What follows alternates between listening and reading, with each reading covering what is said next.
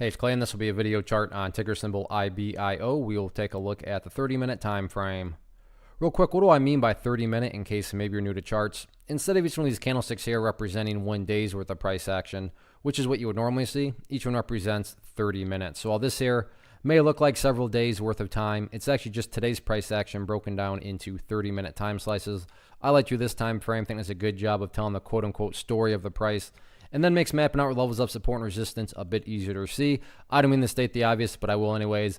Very, very nice move today, not only from a price action perspective, but you look down here at the volume, and biggest volume by far this chart has had for quite a while. So a lot of eyeballs on this one, so let's map out some levels of support, and then we can talk areas of resistance. So the first area of support, it was what I would call the ideal level. When you say, hey Clay, what would make this chart look the absolute strongest going forward? And that would be if the price can continue to hold above 24 cents. I use the word continue very deliberately. If you look right here, you can see several times today the bears try to press down through that level, but to give full credit where credit is due, the bulls did a fantastic job of holding strong. So if the price can continue to do that, that would be a huge sign of power. But don't get me wrong though, if the price does fall below it, I'm not saying everything's totally ruined or anything like that. But yeah, if the price can manage just do that, continue to do that and keep the price above it, that would be a great sign of strength.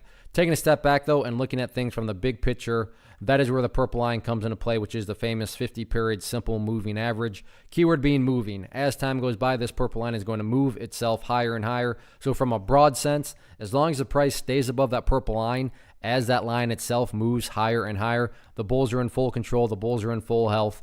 Any way you can slice it, any way, however you can best visualize that in your mind, just watch the purple line. Again, yeah, preferably speaking, staying above 24 cents would be great. But as long as from the grand scheme of it all, the price is above the purple line, the bulls 100% own the chart.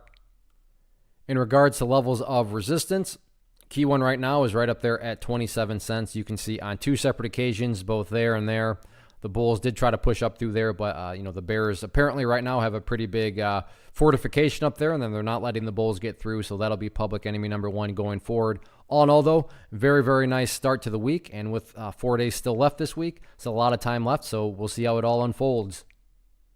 One of the biggest questions I get is, hey Clay, how do you find the stocks that you trade? So what I've done is put together a free resource guide where I talk about the tools that I use to locate stocks that I find interesting and think may have potential. So if that sounds like something that could add value to you as a trader, then click on the image that is up on the screen right now and I will email you the guide. The guide itself is very short and to the point, and best part, it's completely free.